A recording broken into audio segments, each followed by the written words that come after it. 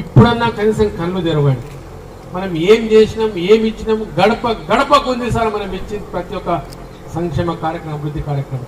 పిల్ల పుడితే పైసలు, పిల్లగాడు పుడితే పైసలు, చచ్చిపోతే పైసలు, దేనికి లేవు.